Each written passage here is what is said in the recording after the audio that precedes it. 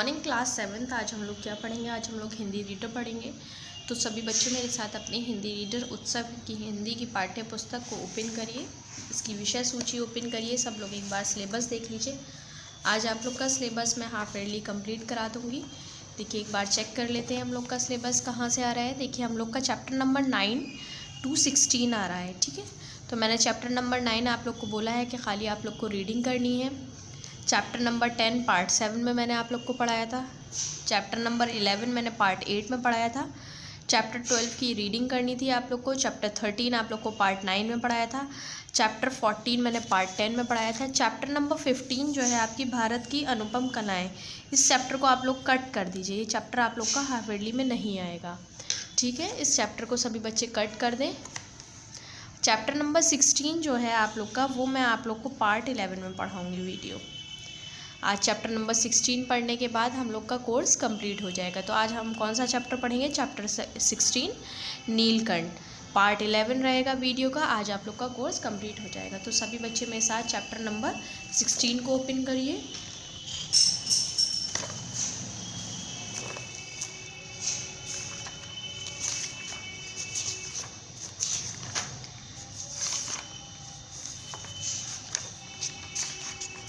देखिए chapter number 15 जो है इसको आप लोग कट कर दीजिए ताकि आप लोग को याद रहे, कोर्स में नहीं आएगा आपके ये। चैप्टर नंबर 16 आप लोग का ये दिया गया है, तो चैप्टर 16 पर ऊपर यहाँ डाल लीजिए आप लोग पार्ट 11, ताकि आप लोग को ध्यान रहे। हम लोगों ने चैप्टर पार्ट 11 में पढ़ा था। क्या है चैप्टर का नाम? नीलकंठ। उस दिन एक अतिथि को स्टेशन पहुंचाकर मैं लौट रही थी कि चिड़ियाघर और खरगोश की दुकान का ध्यान आ गया और मैंने ड्राइवर को उसी ओर चलने का आदेश दिया। देखिए इसमें लेखिका है, वो बोल रही है कि एक दिन वो स्टेशन पर किसी को पहुंचाकर लौट रही थी तो उन्हें एकदम चिड़ियाघर की और खरगोश की दुकान का ध्यान आ गया था और उन्होंने अपने ड्राइवर को उसी ओर चलने को कहा। बड़े मियाँ चिड़िया वाले की दुकान के निकट पहुंचते ही उन्होंने सड़क पर आकर ड्राइवर को रोकने का संकेत दिया। मेरा कोई प्रश्न करने से पहले ही उन्होंने कहना आरंभ किया, सलाम गुरुजी। पिछली बार आने पर आपने मोर के बच्चों के लिए पूछा था। शंकरगढ़ के एक चिड़ीमार 2 मोर के बच्चों को पकड़ लाया है, एक मोर और एक मोरनी। आप पाल लें। मोर के पंजों से दवा बनती है, सो ऐसा ही लोग खरीदने आए थे। आखिर मेरे सीने में भी तो इंसान का दिल है। मारने के लिए ऐसे मासूम चिड़िया को कैसे दूं? टालने के लिए मैंने कह दिया गुरुजी ने मंगवाए हैं। वैसे ये कमबख्त रोज़गार ही ख़राब है, बस पकड़ो पकड़ो मारो मारो। देखिए जैसे ही वो चिड़ियाघर वाले के दुकान वाले के पास पहुंचती हैं तो वहाँ पर जो है उनके कुछ कहने से पहले ही उन्होंने चिड़िया वाले जो बड़े मियाँ थे चिड़िया वाले, उन्होंने गाड़ी को रुकवा कर उन्होंने सलाम किया और उन्होंने बोला उनसे कि जो है आप पहले आई थी मोर के बच्चे लेने, तो मोर के बच्चे जो है शंकरगढ़ के चिड़िया मार ने 2 मोर के बच्चे दिए हैं, जिसमें एक वो मोर है और एक मोरनी है। उसे लेने और भी लोग आए थे क्योंकि मोर के पंजे से जो है दवा बनती है, लेकिन मैंने नहीं दिया क्योंकि मेरे सीने में भी इंसान का ही दिल है। और मैंने उनको टाल दिया ये कहकर कि ये जो है गुरुजी ने मंगवाए हैं, आप इन दोनों बच्चों को ले लें। और ये कारोबार जो है ये बहुत कमबख्त है कि इसमें सिर्फ पकड़ो पकड़ो मारो मारो होती है। बड़े मियाँ ने भाषण की, तूफ़ान मेल के लिए कोई निश्चित स्टेशन नहीं है। सुनने वाला थक कर जहाँ रोक दे वहीं स्टेशन मान लिया जाता है। देखिए बड़े मियाँ के जो भाषण का है उसका कोई स्टेशन नहीं है। जो सुनता है वही थक जाए तो वहीं पर स्टेशन मान लिया जाता है। इस तथ्य से परिचित होने के कारण ही मैंने बीच में उन्हें रोककर पूछा, मोर के बच्चे हैं कहाँ? बड़े मियाँ ने हाथ से संकेत का अनुसरण करते हुए मेरी दृष्टि एक तार की छोटे से पिंजरे तक पहुंची, जिसमें तीतरों के समान 2 बच्चे बैठे थे। पिंजरा इतना संकीर्ण था कि वह पक्षी शावक जाली के गोल फ्रेम में जड़े किसी चित्र जैसे लग रहा था। देखिए उनकी बात बीच में रोक के लेखिका ने क्या पूछा कि मोर के बच्चे हैं कहाँ? उन्होंने जो इशारा किया उसमें एक जो है पिंजरा था, गोल पिंजरा, उसमें तीतर थे और उसी में वो 2 बच्चे छोटे बैठे थे और ऐसे बैठे थे जैसे कोई चित्र लगा हो। मेरा निरीक्षण के साथ साथ बड़े मियाँ भी भाषण में चली आ रही थी। ईमान कसम गुरुजी चिड़ीमान ने मुझसे इस मोर के जोड़े के नकद 30 रुपये लिए हैं। 12 कहा, भाई ज़रा सोच लो, अभी इनमें मोर की कोई खासियत भी नहीं है कि तू इतनी बड़ी कीमत मांगने चला। और वो जो बड़े मियाँ थे चिड़िया वाले, उनके जो भाषण वो चला आ रहा था, वो बता रहे थे कि उनको जो है वो दोनों बच्चे देने के लिए उसने जो है कितने 30 रुपये नकद मांगे थे। उन्होंने कहा कि सोच लो, अभी तो ये पूरे मोर बने भी नहीं है और तुम इतनी बड़ी कीमत मांग रहे हो। पर वह मुझी क्यों सुनने लगा, आपका ख्याल करके आहिस्ता पछता कर देना ही पड़ा। और क्या बोल रहे हैं बड़े मियाँ चिड़िया वाले कि वो क्यों सुनता, उनकी मुझे उनकी बात क्यों सुनता कि उन्हें आपका ख्याल आया, मतलब उन्होंने कहा कि मुझे आपका ख्याल आया और मुझे वो आहिस्ता पछता कर उसे पैसे देने ही पड़े। अब आप जो मुनासिब समझें। आज तो 30 चिड़ीमार के नाम के और 5 बड़े मियाँ के ईमान के देकर जब मैंने वह छोटा पिंजरा कार में रखा, तब मानो वह जाली के चौखटे का चित्र जीवित हो गया। दोनों पक्षियों शवकों को छटपटाने से लगता था मानो पिंजरा ही सजीव और उड़ने योग्य हो गया हो। उन्होंने क्या किया, 30 रुपये तो वो चिड़िया मार के दिए और 5 रुपये उनको इनके ईमान के दिए और वो पिंजरा उन्होंने गाड़ी में रखवाया। और रखवाने के बाद कि उन्हें ऐसा लगा कि जैसे ये पिंजरा ही क्या हो गया हो, सजीव हो गया हो। घर पहुंचने पर सब कहने लगे तीतर है, मोर कहकर ठग लिया। और जब वो घर पहुंची तो उनसे सब क्या कहने लगे कि तीतर है, मोर कहकर ठग लिया है। कदाचित उनके बार ठगे जाने के कारण ही ठगे जाने की बात मेरे चिढ़ जाने की दुर्बलता बन गई। आपर्सेन होकर मैंने कहा, मोर के क्या सुखर के पर लगे हैं, है तो पक्षी ही चिढ़ा दिया जाने के कारण ही स्वभाव उन दोनों पक्षियों को प्रति मेरा व्यवहार और यत्न में कुछ विशेषता आ गई। जब उनके घर वालों ने ऐसा बोला तो वो थोड़ी सी इस बात पर चिढ़ गई। तो उन्होंने क्या बोला कि मोर के जो है सुखार के पंख थोड़ी ना है तो ये पक्षी, ठीक है। पहले आपने पढ़ने लिखने के कमरे में उनका पिंजरा रखकर उसका दरवाज़ा खोला, फिर दो कटोरों में सत्तू की छोटी छोटी गोलियां और पानी रखा। उन्होंने क्या करा कि जो इस कमरे में वो पढ़ती थी, उन्होंने उस कमरे में वो पिंजरा रखा और उसके बाद उसका दरवाज़ा खोला, फिर 2 कटोरियों में एक में सत्तू की छोटी छोटी गोली बना के रखी और थोड़ा सा पानी रखा। वह दोनों चूहेदानी जैसी पिंजरे से निकलकर कमरे में मानो खो गए और वो दोनों जो है वहाँ उस छोटे से पिंजरे से निकल के कमरे में जैसे खो गए। कभी मेज़ के नीचे घुस गए, कभी अलमारी के पीछे। अंत में इस लुका छुपी से थककर उन्होंने मेरी रदरी कागज़ों की टोकरी को अपना नया बसेरे का गौरव प्रदान किया। और जब वो ये सब करते हुए थक गए तो उन्होंने जो है उनकी पुरानी रद्दी की जो टोकरी थी उसमें अपना नया प्रदान किया। फिर आश्वस्त हो जाने पर कभी मेरी मेज़ पर, कभी कुर्सी और कभी मेरे सिर पर अचानक अभिभूत होने लगे। खिड़कियों में तो जाली लगी थी पर दरवाज़ा मुझे निरंतर बंद रखना पड़ता था। खुले रहने पर चित्रा, मेरी बिल्ली, इन नवागतों को पता लगा सकती थी और तब उसका शोध का क्या परिणाम होता ये अनुमान करना कठिन होगा नहीं है। देखिए क्या हुआ कि वो कभी जब बच्चे उनसे वो हिल गए तो कभी उनकी मेज़ पर, कभी मेज़ के नीचे, कभी मेज़ के ऊपर, कभी उनके ऊपर होने लगे। और उनको उनकी खिड़कियों में जो है जाली तो लगी थी लेकिन उन्हें दरवाज़ा बंद करके रखना पड़ा क्योंकि उनकी जो बिल्ली थी चित्रा, वो अगर उसे उनका पता चल जाता तो वो उन्हें मार डालती। इस चीज़ का अनुमान करना कठिन नहीं है हमारे लिए। वैसे ही चूहे पर भी आक्रमण नहीं करती, परंतु यहाँ तो 2 स्वार्थ अपरिचित पक्षियों की अनाधिकार चेष्टा का प्रश्न था। उसके लिए दरवाज़ा बंद रहे और ये दोनों उसकी दृष्टि से ऐसे गैर मैरीमेज में अपना सिंहासन बना लें। ये स्थिति चित्रा जैसी अभिमानी मार्जरी के लिए अहस्य की कहीं जाएगी। जब मेरे कमरे की कार्यक्रम चिड़िया खाने के रूप में होने लगा तब मैंने बड़ी कठिनाइयों से दोनों चिड़ियाओं को पकड़कर जाली के बड़े घर में पहुंचाया और मेरा जीव जंतुओं का सामान्य निवास हुआ। और जब उनका कमरा जो है एक चिड़ियाघर होने लगा तो उन्होंने सारी चिड़ियाओं को पकड़कर एक जाली के बड़े कमरे में पहुंचाया। ठीक है। दोनों नवजातकों ने पहले से ही रहने वालों में वैसे ही कुतूहल लगाया जैसे नववधू के आगमन पर परिवार में स्वाभाविक है। लक्का कबूतर नाचना छोड़कर दौड़ पड़े और उनके चारों ओर घूम घूम कर गुटरगू की रागनी आलापना लगे। बड़े खरगोश सभ्य सभादों के सामने कर्म से बैठकर गंभीर भाव से उनके निरीक्षण करने लगे। ऊन की गेंद जैसे उनका छोटा खरगोश उनके चारों ओर उछल कूद मचाने लगे। तोते मानो भली भांति देखने के लिए एक आंख बंद करके उनकी परीक्षण करने लगे। उस दिन मेरा चिड़ियाघर में मानो भूचाल आ गया था। देखिए, एक दिन क्या हुआ कि उनके जो कबूतर था, लक्का कबूतर, वो उनके चारों ओर जो है घूमकर गुटरगूं गाने लगा।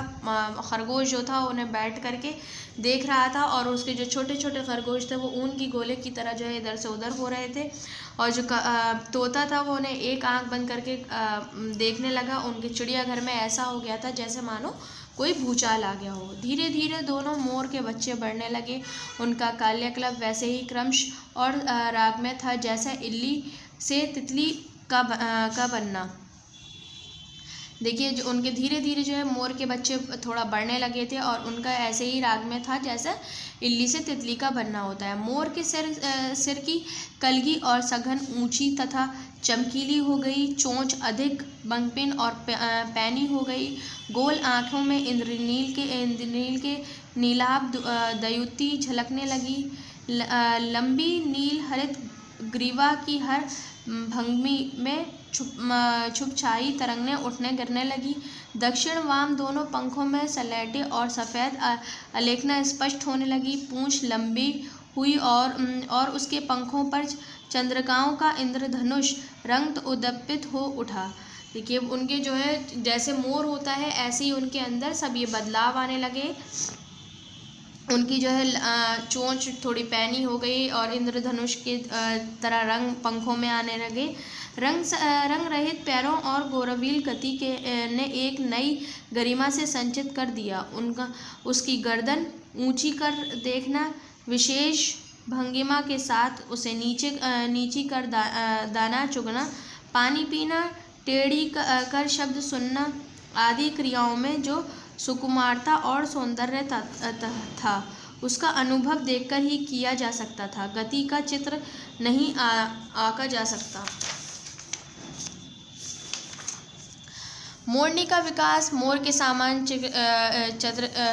चमत्कृत तो नहीं हुआ, परंतु अपनी लंबी धूपछाई गर्दन, हवा की चंचल कलगी, पंखों का श्याम श्वेत पत्रलेखा मंथर गति आदि से वह भी मोर की उपयुक्त सहचरणी होने का प्रमाण देने लगी।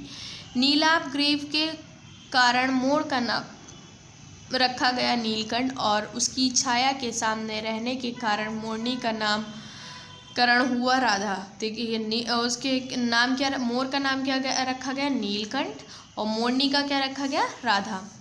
मुझे स्वयं ज्ञात नहीं कि कब नीलकंठ ने अपने आप को चिड़ियाघर का निवासी जीव जंतुओं के सेनापति और संरक्षित नियुक्त कर लिया। सवेरे ही वह खरगोश कबूतर आदि की सेना एकत्रित कर उसे ओर ले जाता जहाँ दाना दिया जाता था और घूम घुमाकर मानो सबका रखवाली करता रहता। किसी ने कुछ गड़बड़ की और वह अपनी तीखी चोंच पर से उसे दंड देना दौड़ता। देखिए, क्या हुआ कि मोर जो था, मोर ने अपना सबको कैसे राजा मान लिया ये उन्हें पता ही नहीं चला कि वो सुबह उठकर जो है दाने की तरफ ले जाता, उनके सामने घूम घूम कर उन्हें नाच दिखाता और जो है अगर कोई गलती करता उसे अपनी चोंच से मारने दौड़ पड़ता था, मतलब पनिशमेंट देने के लिए चल देता था। खरगोश के छोटे बच्चों को वह चोंच से उनके कान पकड़कर ऊपर उठा लेता था जब तक वह अंतर्कंदन न करने लगते। उन्हें आधार में लटकाए रखता। कभी कभी उसकी पैनी चोंच से खरगोश के बच्चे का क्रोणवेद संस्कार हो जाता था, पर वह फिर कभी उसे क्रोधित होने का अवसर न देता। दंड विधान के समान उन जीव जंतुओं के प्रति उसका प्रेम भी असाधारण था। प्रिय वह मिट्टी के पंख फैलाकर बैठ जाता और वह सब उसकी लंबी पूंछ पर सघन पंखों से में छुआ-छुएल सा खेल खेलते रहते थे।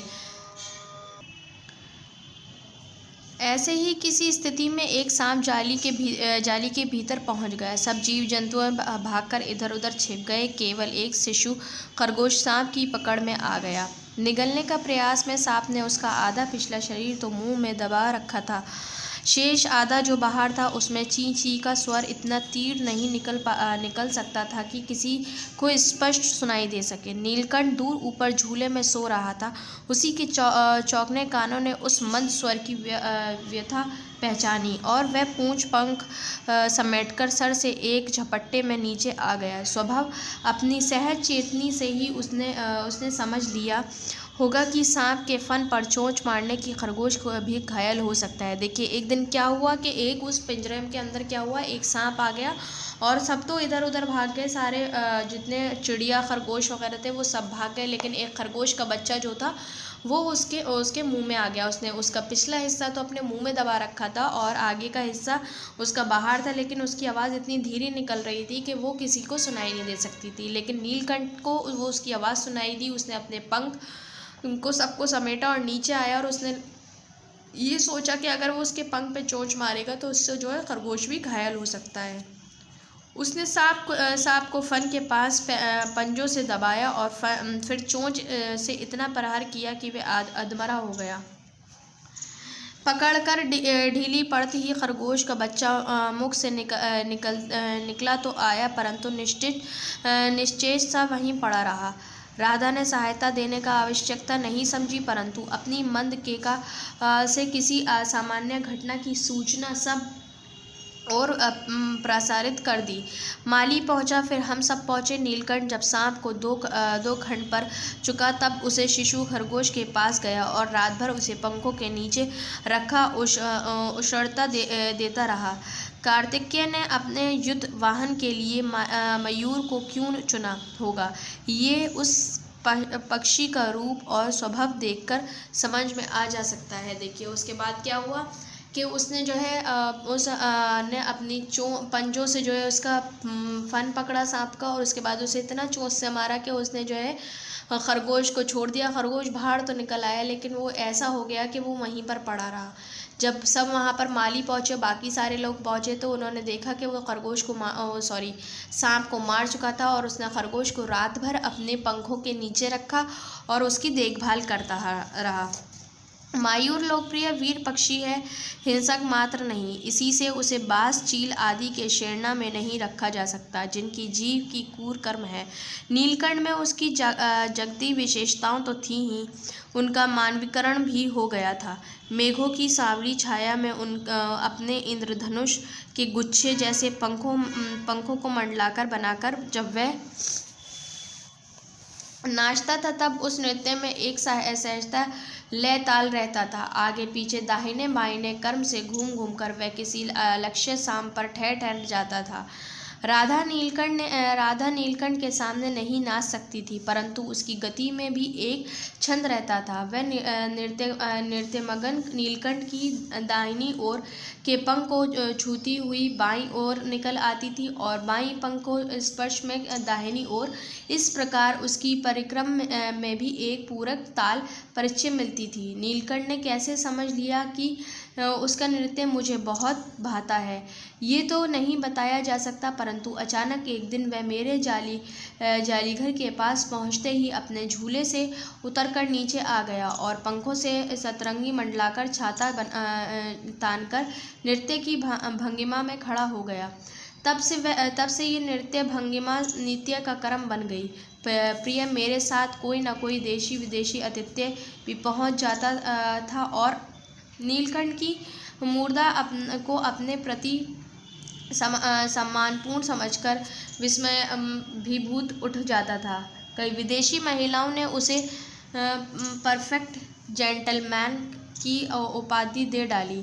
जिन नुकीली पैनी चोंच से वह भयंकर विषधर को खंड खंड कर सकता था, उसी से मेरी हथेली पर रखे हुए भुने चने ऐसे कोमल से हौले हौले उठाकर खाता कि हंसी भी आती थी और फिर विस्मय भी होता था। फलों के वृक्षों में अधिक उसे पुष्पद और पल्लवती वृक्ष भाते थे। देखिए जो नीलकंठ था, नीलकंठ इतनी अच्छी तरीके से नाचता था कि सबका मन भा जाता था उसकी, लेकिन मोरनी जो थी राधा, वो उसके सामने नहीं नाच सकती थी। वो उसके दाएं पंख से बाएं और बाएं पंख से दाएं ओर छूती हुई निकल जाया करती थी। और उसका जो नाच था वो लोग बाहर के लोग जो थे उसे देख देख के बहुत खुश होते थे। बहुत से बाहर के अंग्रेज़ों ने महिलाओं ने, विदेशी महिलाओं ने उसका क्या नाम रखा था, जेंटलमैन, परफेक्ट जेंटलमैन। उसकी जो चोंच, भयंकर चोंच थी, जो पैनी थी, वो लोगों को, दूसरों को, मतलब उसकी चोंच जो है बहुत ज़ख्मी कर डालती थी। लेकिन वो उसके हाथ पर भुने चने रखे हुए ऐसे कोमलता से उठाता, उसे देखकर उसे बहुत खुशी होती और डर भी लगता था। वसंत में जब आम के वृक्ष सुनहली मंजरों से लद जाते, अशोक ने लाल पल्लवों से ढक जाते थे, तब जालीघर में वह इतना असिथर हो उठता था कि उसे बाहर छोड़ देना पड़ता। नीलकंठ और राधा की सबसे प्रिय त्रैसु वर्षा ही थी। मेघों में उमड़ आने से पहले बूंदों के उतरने के लिए सोपान पंक्ति बनने लगती थी। मेघ का गर्जना के ताल पर ही उसकी तन्मय नृत्य का आरंभ होता, और फिर मेघ जितना अधिक गरजता, बिजली जितनी अधिक चमकती, बूंदें की रिमझिमाहट जितनी तीव्र होती जाती, नीलकंठ के नृत्य का वेग उतना ही अधिक बढ़ जाता और उसकी केका का स्वर उतना ही मद और मंद्रता हो जाता। वर्षा के थम जाने पर वह दाहिने पंजे पर दाहिनी पंख और बाएं पर बाएं पंख फैलाकर सुखाता। कभी कभी वह दोनों एक दूसरे के पंखों से टपकने वाली बूंदों के चोंच से पी कर पंखों का गीलापन दूर करते रहते। देखिए क्या होता, जब बारिश का टाइम आता तो जितनी तेज़ बिजली चमकती और बूंदें बरसती, वो उतना ही नाचता था। और उसके बाद जब बारिश बंद हो जाती थी तो वो अपने पंख को कैसे सुखाता था कि बाएं पंजे पर खड़े होकर बाएं तरफ का पंख सुखाता और दाएं तरफ का पंख पर दाएं सुखाता। और कभी कभी जो है दोनों एक दूसरे के पंख से टपकने वाले पानी को पीकर उसके पंख सुखाया करते थे। इस आनंदोत्सव की रागनी में बेमाल स्वर कैसे बज उठा, ये भी एक करुण कथा है। एक दिन मुझे किसी कार्य में नखास कोने में निकालना पड़ा और बड़े मियाँ ने पहले के समान कार को रोक लिया। इस बार किसी पिंजरे की ओर नहीं देखूंगी, ये संकल्प करके मैंने बड़े मियाँ की विरल दाढ़ी और सफ़ेद डेरों से कान में बांधी ऐनक को ही अपने ध्यान का केंद्र बनाया। पर बड़े मियाँ के पैरों के पास जो मोरनी पड़ी थी उसे अनदेखा करना कठिन था। मोरनी राधा के समान ही थी। उसका मूंछ से बंधे दोनों पंजों और उंगलियां टूटकर इस प्रकार एकत्र हो गई थी कि वह खड़ी ही नहीं हो सकती थी। क्या हुआ, जब एक बार वो फिर वहीं से गुजर रही थी तो बड़े मियाँ ने उनकी गाड़ी को दोबारा रोका और उन्होंने क्या सोचा कि इस बार वो किसी पिंजरे की तरफ नहीं देखेंगी। तो लेकिन जो बड़े मियाँ की पैरों में जो मोरनी पड़ी थी उसको अनदेखा करना उनके लिए बहुत मुश्किल था, जो कि बिल्कुल राधा की तरह थी, लेकिन उसके पैर की उंगलियां ऐसे टूटी थी कि वो खड़ी भी नहीं हो पा रही थी। बड़े मियाँ की भाषण मेल फिर दौड़ने लगी। देखिए गुरुजी, कमबख्त चिड़ी मार ने बेचारी का क्या हाल किया है।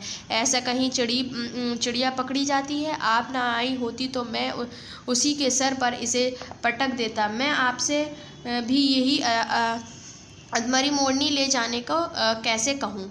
वो बोलते हैं कि देखिए इस चिड़ी मार को इसने ऐसे पकड़ी जाती हैं चिड़िया कि उसने उसे अधमरा कर दिया। अगर आप नहीं आई होती तो मैं इसे उसी के ऊपर मार देता, लेकिन मैं इसे भी आपको कैसे दे सकता हूँ। उनकी जो है क्या भाषण मेल जो था वो दौड़ने लगी थी। सारांश ये कि 7 रुपये देकर मैं उसे अगली सीट पर रख कर घर ले आई और एक बार फिर मेरे पढ़ने लिखने का कमरा अस्पताल बना। पंजों की मरहम पट्टी और देखभाल करने पर वह महीने भर में अच्छी हो गई। उंगलियां वैसे ही टेढ़ी मेढ़ी रहीं, परंतु वह ठूठ जैसी पंजों पर डगमगाती हुई चलने लगी। तब उसे जालीघर में पहुंचाया गया और नाम रखा गया गुब्जा। नाम के अनुरूप वे स्वभाव से भी गुब्जा ही प्रमाणित हुई। अब तक नीलकंठ और राधा साथ रहते थे, अब गुब्जा उन्हें साथ देखते ही मारने दौड़ती। चोंच से मार मारकर उसने राधा की कलगी नोच डाली, पंख नोच डाले। कठिनाइयाँ ये थी कि नीलकंठ उससे दूर भागता था और वह उसके साथ रहना चाहती थी। न किसी जीव जंतु से उसकी मित्रता थी, न वह किसी की नीलकंठ के समीप आने देना चाहती थी। इसी बीच राधा ने 2 अंडे दिए, उनको वह पंखों में छिपाए बैठी रहती। पता चलते ही कुब्जा ने चोंच मार मार कर राधा के ढकेल दिया और फिर अंडे फोड़कर ढूंढ जैसे पैरों में सब और छितरा दिया। देखिए क्या हुआ, जब वो उसे 7 रुपये दे करके उसे अपनी गाड़ी की पीछे सीट पर बिठा लाई और बिठाने के बाद उनका कमरा फिर एक बार फिर अस्पताल बना और अस्पताल बनने के बाद उन्होंने उसकी मरहम पट्टी करी। वो चलने तो लगी, लेकिन जब वो चलने लगी तो उसे फिर जहाँ पर बाकी सब रहते थे पिंजरा घर में वहाँ पर पहुँचाया। तो वो राधा और नीलकंठ को साथ नहीं देखती थी, दोनों को मारती थी। उसने राधा को इतना मारा था, मोरनी को, कि उसके जो है ज़ख्म कर दिए थे और उसके बाद जो है वो नीलकंठ को उसके साथ रहने ही नहीं देना चाहती थी। और वो चाहती थी कि वो नीलकंठ के साथ रहे, लेकिन नीलकंठ जो मोर था वो उसके साथ नहीं रहना चाहता था। तभी राधा ने जो है, मोरनी ने जो है 2 अंडे दिए और वो उन्हें अपने पंखों के बीच में छिपाए रहती थी। जब उस कुब्जा को पता चला कि इसने अंडे दिए हैं, उसने चोंच मार मार के उसे वहाँ से हटाया और उसके दोनों अंडे तोड़ दिए और अंडे में जो उसके अंडे थे उन्हें अपने पैरों में करके और सब जगह फैला दिए। वास्तव में नीलकंठ मर गया था क्यों का उत्तर तो अब नहीं मिल सकता। न उसे कोई बीमारी हुई, न उसके रंग बिरंगे फूलों से सप्तक जैसे शरीर में किसी चोट पर चिन्ह मिला। नीलकंठ के न रहने पर राधा तो निश्चय सी कई दिन कोने में बैठी रही। वह कई बार भागकर लौट आया था। अंत वह प्रतीक्षा के भाव से द्वार पर दृष्टि लगाए रहती थी, पर कुब्जा ने कोलाहल के साथ खोज ढूंढ आरंभ की। खोज के क्रम में वह प्रिय जाली का दरवाज़ा खुलते ही बाहर निकल आती थी और आम, अशोक, कचनार आदि की शाखाओं में नीलकंठ को ढूंढती रहती थी। एक दिन वह आम से उतरी ही थी कि कजली एल्सेशियन कुतिया सामने पड़ गई। स्वभाव के अनुसार उसने कजली पर भी चोंच से प्रहार किया। परिणाम कजली के 2 दांत उसकी गर्दन पर लग गए। इस बार उसका कोलाहल और द्वेष प्रेम भरा जीवन बचाया ना जा सकता। परंतु इन 3 पक्षियों ने मुझे पक्षी प्रकृति की विभिन्नता का जो परिचय दिया है वह मेरे लिए विशेष महत्व रखता है। उसके बाद क्या हुआ, एक बार नीलकंठ मर गया और जो राधा थी वो उसके गम में जो है एक कोने में बैठी रहा करती थी। वो उसको नीलकंठ कई बार जाने के बाद वापस भी आ गया था, कहीं चला गया था, उसके बाद वापस भी आ जाता था, तो राधा उसका इंतज़ार करती रहती थी। लेकिन उसके जो वो थी दूसरी मोरनी थी कुब्जा, वो जो है जैसे ही दरवाज़ा खुलता था उसका पिंजरे का, तो वो उसे वहाँ पर पेड़ों पर ढूंढने निकल जाती थी नीलकंठ को। और एक बार क्या हुआ, वो आम के पेड़ से नीचे उतरी तो उसको एक कुतिया ने पकड़ लिया और लेकिन उसने उससे भी अपने चोंच पर वार करना चाहा, लेकिन उसके दोनों जो थे 2 आगे के दांत उसको लगे और उसके बाद वो ऐसी जख्मी हुई कि उसे बचाना बहुत मुश्किल हो गया। राधा अब प्रतीक्षा में दुकेली ही है। आषाढ़ में जब आकाश मेघाच्छन्न हो जाती है तब वह कभी ऊंची छूले पर और कभी अशोक की डाल पर अपनी केका को तीर करके नीलकंठ को बुलाती रहती है। उसके बाद क्या हुआ, राधा जो थी वो अकेली रह गई। अकेली रहने के बाद जब बारिश होती है तो वो अपनी चोंच को ऊपर करके और झूलों पर और डालियों पर बैठकर नीलकंठ को बुलाती रहती है। ठीक है, यह आप लोग का चैप्टर था मोर नीलकंठ के ऊपर। ठीक, ये आप लोग के वर्ड मीनिंग्स हैं, आपको बुक में से ही याद करने हैं। हमारा लास्ट चैप्टर था, यहाँ हमारा वर्क कंप्लीट हो जाएगा आज हाफ ईयरली का। ये बुक में से आप लोग को याद करने हैं। अब आ जाइए आप लोग एक्सरसाइज पे। एक्सरसाइज आप लोग की बुक वर्क में रहेंगी, तो ये बुक वर्क डाल दीजिए। सही विकल्प पर सही का निशान लगाइए। लेखिका ने मोर के बच्चे किससे खरीदे थे? ड्राइवर से, बड़े मियाँ से, चिड़ीमार से। बड़े मियाँ से खरीदे थे, तो सेकंड पे राइट लगा लीजिए बड़े मियाँ के आगे। नाचना छोड़कर दौड़ पड़े, लक्का कबूतर, खरगोश या चिड़िया? लक्का कबूतर दौड़ पड़ा था, तो फर्स्ट पे राइट लगाइए खा के। राधा किसके समान नहीं नाच सकती थी? कबूतर के, खरगोश के, नीलकंठ के? नीलकंठ के समान नहीं नाच सकती थी, तो नीलकंठ के आगे राइट लगा दीजिए। किसकी प्रशंसा का अंत हो गया? नीलकंठ की, खरगोश की या चिड़िया की? नीलकंठ की। ये आप लोग के हो गए हैं टिक द करेक्ट आंसर। ठीक है, अब आ जाइए सभी बच्चे फिलिंग द ब्लैंक्स पे। तो फिलिंग द ब्लैंक्स है रिक्त स्थानों की पूर्ति कीजिए। का है आप लोग का खरगोश की दुकान का ख्याल आया, तो का के फर्स्ट में आएगा खरगोश और सेकंड में आएगा दुकान। का के फर्स्ट में आएगा खरगोश और सेकंड में आएगा दुकान। सेकंड है खा आप लोग का, पिंजरा इतना छोटा था। खा में आएगा छोटा। और थर्ड है आप लोग का धीरे धीरे दोनों मोर के बच्चे बढ़ने लगे। मोर के बच्चे, गा में आएगा आप लोग का मोर के बच्चे। देख लीजिए, का के फर्स्ट में है खरगोश, सेकंड में है दुकान, खा में है आप लोग का छोटा और गा में है मोर के बच्चे। पेज को टर्न कीजिए। गा है मयूर, कलाप्रिय, वीर पक्षी। घा में है आपका कलाप्रिय, कलाप्रिय है, सॉरी।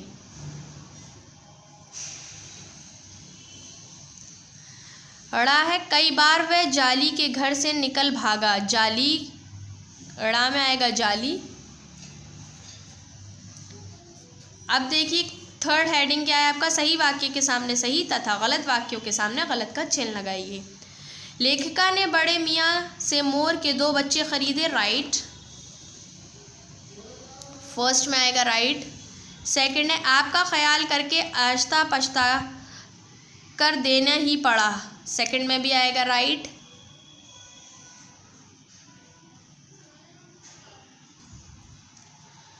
गा है आप लोग का नीलकंठ के स्वयं को उन जीव जंतुओं का राजा नियुक्त कर लिया था।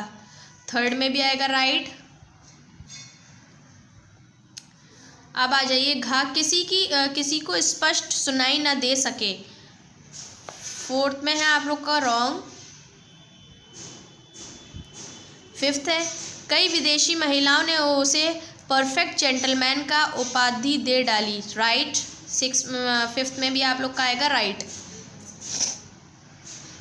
अब आ जाइए आप लोग क्वेश्चन नंबर 4 की हेडिंग पर। तो ये है आप लोग के क्वेश्चन आंसर। क्वेश्चन 4 पर निम्नलिखित प्रश्नों के उत्तर दीजिए। तो चलिए सभी बच्चे मेरे साथ अपनी कॉपीज ओपन करें।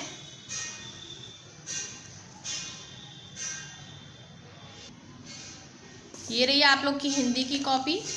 क्वेश्चन हम लोग सब बुक में से ही उतारेंगे और कॉपी में सिर्फ मैंने आप लोग के आंसर सॉल्व कर रखे हैं। तो देखिए सभी बच्चे पहले डालेंगे पार्ट 11,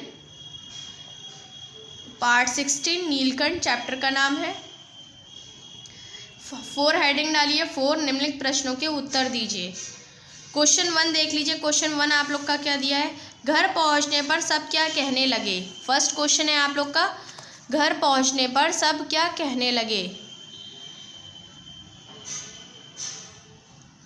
क्या है? घर पहुंचने पर सब क्या कहने लगे। तो इसका आंसर है, देखिए, घर पहुंचने पर सब कहने लगे तीतर है मोर कहकर ठग लिया। क्या लिखेंगे?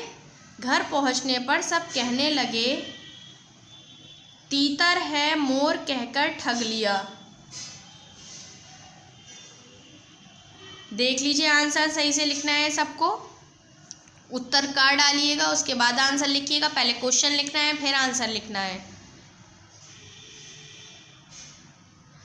अब देखिए क्वेश्चन नंबर 2। क्वेश्चन नंबर 2 क्या है आप लोग का? ध्यान से देखिए। क्वेश्चन 2 है आप लोग का, लेखिका के चिड़ियाघर में नवागंतुक मोर के बच्चों का स्वागत किस प्रकार किया गया।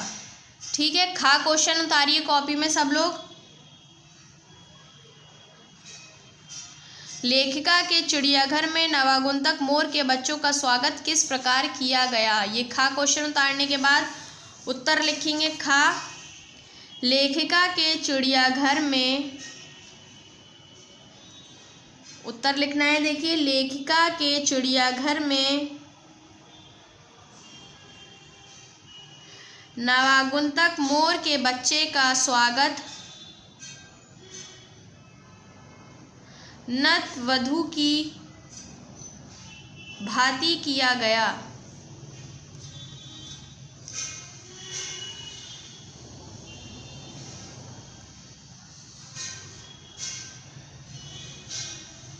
देखिए, लेखिका के चिड़ियाघर में नवागंतुक मोर के बच्चे का स्वागत नतवधू की भांति किया गया। ये हो गया आप लोग का क्वेश्चन 2 कंप्लीट।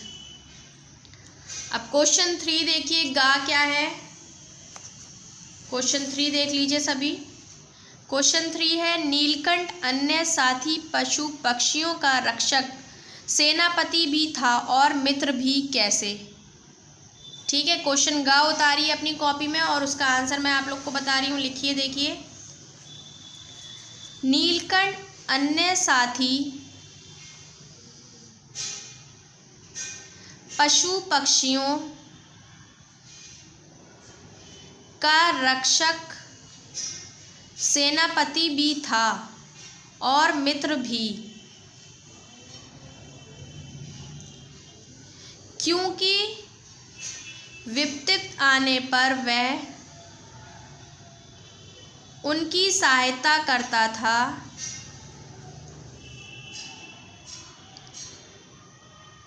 तथा उनके साथ खेल कूद भी करता था।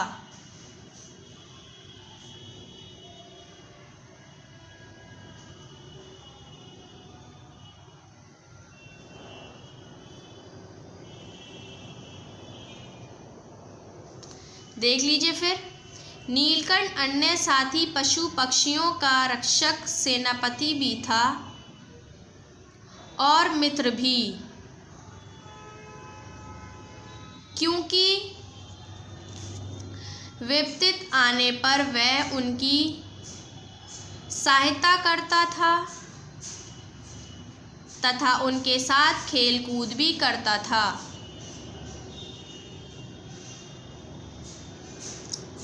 अब घा क्वेश्चन उतारिए सब। घा क्वेश्चन है आप लोग का, देखिए क्या है घा क्वेश्चन। लेखिका कहाँ जा रही थी और उससे मियाँ के पैरों में क्या दिखा। घा क्वेश्चन उतार लिए सब कॉपी में। अब आंसर देखिए, इसका आंसर है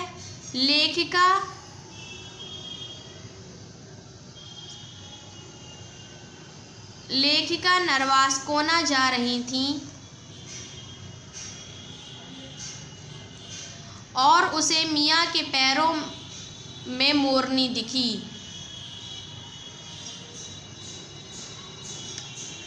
लेखिका नरवास्कोना जा रही थी और उसे मियाँ के पैरों में मोरनी दिखी। देखिए, ड़ा क्वेश्चन मैं आप लोग को बताऊंगी भी क्या लिखना है और आप लोग को बुक में निशान लगवा दूंगी। थोड़ा लॉन्ग क्वेश्चन है ये, तो इजीली आप लोग बुक में से देखकर लिख सकते हैं। पहले ड़ा क्वेश्चन हम लोग देख लेते हैं। क्वेश्चन क्या है। क्वेश्चन है हमारा, लेखिका नीलकंठ के बारे में क्या परिचय दे रही हैं। ठीक है, तो ये आप लोग को मिल जाएगा आंसर इसका पेज नंबर 84 और 85 पर। तो यहाँ डालिए 84 और 85। पेज नंबर 84 ओपन करिए। 84 में देखिए, ये लास्ट पैराग्राफ दिया गया है। मयूर लोकप्रिय वीर पक्षी है, हिंसक मात्र नहीं, इसी से उसे बाज, चील आदि के श्रेणी में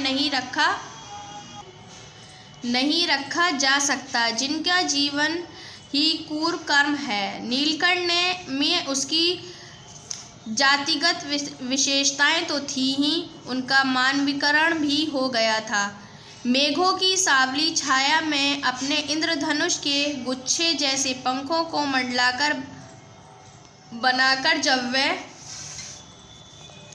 नाचता था, तब उस नृत्य में एक सहजात लय ताल रहती। आगे पीछे दाहिने बाएं क्रम से घूमकर वह किसी अलक्ष्य सम पर ठहर जाता था। यहाँ तक आप लोग को लिखना है आंसर 5, मतलब बड़ा आंसर जो है पेज नंबर 84 से आप लोग का स्टार्ट हो रहा है यहाँ से, और पेज नंबर 85 पर आपको एंड हो रहा है। मैं आप लोग को कॉपी में भी बता रही हूँ, देखिए ये लिखा है मैंने कॉपी में, मयूर कलाप्रिय वीर पक्षी हैं, हिंसक मात्र नहीं, इसी से उसे बाज, चील आदि की श्रेणी में नहीं रखा जा सकता। जिनका जीवन ही कूर्म कर्म है,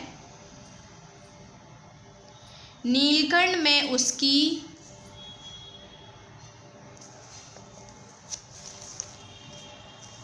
जातिगत विशेषताएं तो थी ही, उनका मानवीकरण भी हो गया था। मेघों की सांवली छाया में अपनी इंद्रधनुष के गुच्छे जैसे पंखों को मंडलाकर बनाकर जब वह नाचता था, तब उस नृत्य में एक सहजता लय ताल रहता था। आगे पीछे दाहिने बाएं क्रम से घूमकर वह किसी अलक्ष्य सम पर ठहर जाता था। ये हो गया आप लोग का क्वेश्चन नंबर कंप्लीट। ये मैंने आप लोग को बुक में बता दिया है, पेज नंबर 84 और 85 पे रहेगा। क्वेश्चन आंसर्स कॉपी में करने के बाद सभी बच्चों को डालना है हाफ ईयरली कोर्स कंप्लीट, क्योंकि आज आप लोग का यहाँ पर हाफ ईयरली कोर्स कंप्लीट हो चुका है, इसलिए कॉपी में क्वेश्चन आंसर्स करने के बाद डालिएगा half yearly course complete. Date सभी बच्चे हर वीडियो के काम पर शो करेंगे। जिस डेट में आप लोग के पास वीडियो जा रही है उस चैप्टर पर उसी डेट में डेट शो करनी है आप लोग को। पार्ट सभी बच्चों को शो करना है, जो पार्ट में जब चैप्टर पढ़ाया जा रहा है वो पार्ट सभी बच्चों को ऊपर शो करना है। पार्ट 11 में मैंने आप लोग को चैप्टर 16 पढ़ाया है और चैप्टर का नाम है नीलकंठ। ये इसके क्वेश्चन आंसर मैंने आप लोग को कंप्लीट कराए हैं। सभी बच्चे ध्यान से क्वेश्चन आंसर्स को देखिए और अपनी कॉपी में इसको करिए, और वर्क करने के बाद सभी बच्चे डाल देंगे हाफ ईयरली कोर्स कंप्लीट। ठीक है, बुक में कॉपी में आप लोग को हाफ ईयरली कोर्स कंप्लीट डाल देना है। बुक में भी सभी बच्चे जो है हाफ ईयरली कोर्स कंप्लीट डाल दीजिए। यहाँ पर